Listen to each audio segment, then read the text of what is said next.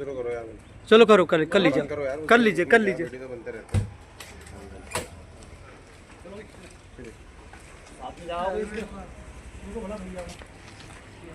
Graphy गिरा का वो भी आ रखा है फिर।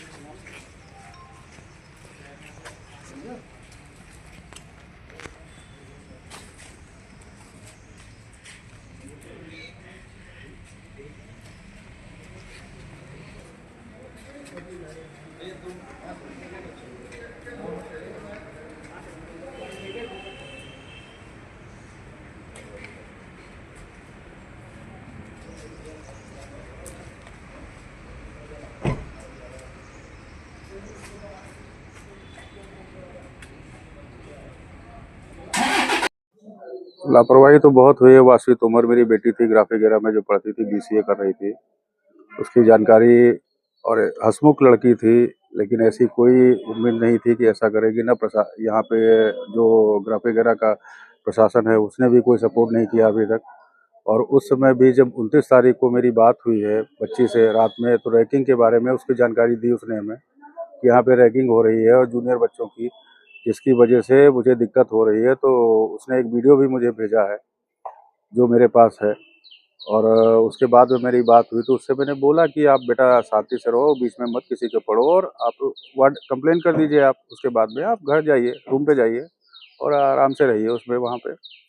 तो वो चली गई, लेकिन अगले दिन जो ये जानकारी मुझे आई, वो जानकारी मिली शाम को 5:23 पे कि मेरी बेटी जो, आप चले आइए तुरंत। मेरे डायरेक्टर साहब का वो है कि आप जो है उनके पिताजी को बुलाइए।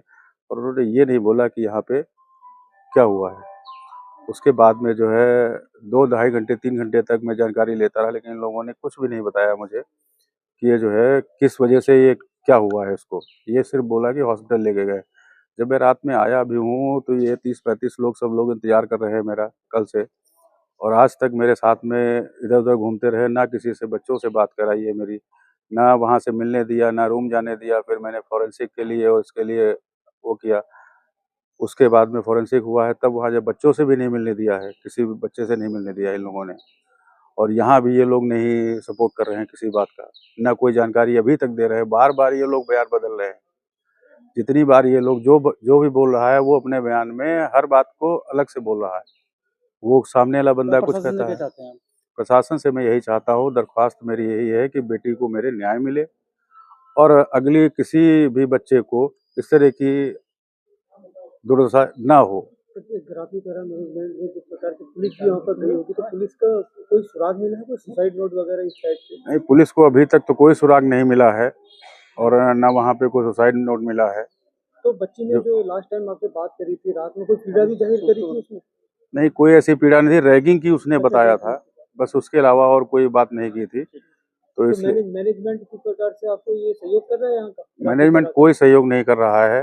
अभी तक 2 दिन से हम लोग यहाँ पे हैं, 1.5 दिन से कोई मैनेजमेंट सहयोग नहीं कर रहा है। तो सब न्याय के लिए आगे क्या करेंगे? इसके लिए आप अगर प्रशासन से और शासन से यही चाहेंगे कि मुझे मेरी बेटी को न्याय मिले और आगे कोई ऐसी स्थितियां ना आए किसी के सामने।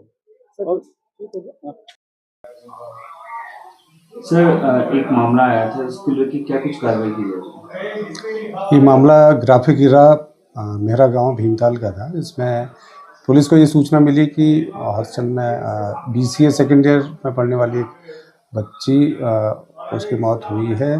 जब तक पुलिस पहुंचती है उससे पहले ही जो कॉलेज के टीचर और जो बाकी स्टाफ था उन्होंने उपचार की दृष्टि से उसको उतार के फंदे से अस्पताल पहुंचा दिया था। पुलिस जब मौके पे पहुंची है उसके बाद पंचायतनामा भरा गया है और पोस्टमार्टम के लिए डॉक्टरों के पैनल से रिकमेंडेशंस किए हैं। सुशीला तिवारी में उसका पोस्टमार्टम किया गया है।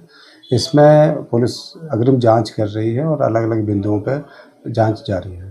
सर, इसमें एक सुसाइड नोट की बात है, क्या कुछ? सुसाइड नोट नहीं मिला था। इसमें पुलिस ने प्रथम दृष्टया जो छात्रा थी उसका मोबाइल देखा। उस मोबाइल को खोलने के बाद उसमें कुछ जो मैसेजेस थे उस मैसेजेस के आधार पे कुछ इस ढंग की चीज़ें सामने आई कि जिससे लगता है कि उस कारण से ये आत्महत्या की गई है।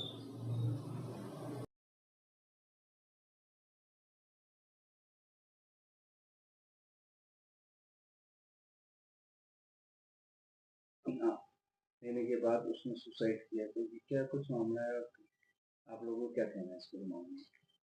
सेकेंड ईयर की छात्रा वासवी तोमर का आकस्मिक निधन पर हमें बहुत दुख है। हम उनके परिवार के साथ संवेदना रखते हैं, पर ये अभी कहना कि रैगिंग की वजह से हुआ, ये बहुत गलत है, क्योंकि इसकी तहकीकात अभी चल रहा है। प्रशासन के साथ हम पूरा सहयोग कर रहे हैं, और उन्होंने यहाँ से बच्चे का मोबाइल में कुछ उनको कन्वर्सेशन मिला है, कुछ पत्र वगैरह मिला है उनके कमरे से। तो जब तक ये तहकीकात ख़त्म नहीं होगा, तब तक कुछ भी इसके बारे में कोई भी कहे, वो गलत बात है। वो तहकीकात को गलत दिशा में ले जा सकते हैं। इसलिए ये बेहतर होगा कि इसके ऊपर कुछ टिप्पणी ना किया जाए। और रैगिंग तो इधर बिल्कुल होता नहीं है, हमें ज़ीरो टॉलरेंस है रैगिंग पे। और वैसे भी कोई भी संस्था को इंस्टीट्यूशन में रैगिंग जूनियर स्टूडेंट के साथ होता है, ये सेकेंड ईयर के स्टूडेंट है, तो रैगिंग तो कहीं भी सेकेंड ईयर के स्टूडेंट के साथ नहीं होता, ये बिल्कुल गलत है। और सर एक बात के कोई लेटर या कुछ सुसाइड नोट या ऐसा कुछ मिला था? ये जब फॉरेंसिक वाले आए थे उनको मिला है, वो उनके मोबाइल भी ले गए, लैपटॉप भी ले गए, कुछ पत्र भी ले गए हैं, पर उसमें क्या है हम अभी कह नहीं सकते, क्योंकि तहकीकात चल रहा है। जब रिपोर्ट आएगा, जैसे कि पोस्टमार्टम का रिपोर्ट भी आएगा, तब सब क्लियर हो जाएगा। तब तक हम कुछ भी कहना ये समझते हैं कि हम उस बच्ची के तहकीकात में हम बाधा डाल रहे हैं, चाहे वो कोई भी कर रहा हो। ये अननेसेसरली कंफ्यूजन क्रिएट कर रहे हैं, जिसकी वजह से उनका सही परिणाम नहीं आएगा। अननेसेसरी प्रेशर डालना गलत है, तो हम तो बिल्कुल प्रशासन के साथ सहयोग कर रहे हैं। वो जिस तरह से जिस दिशा में जो बोलेंगे हमें वो सहमत है, हम उसका इंतजार में हैं।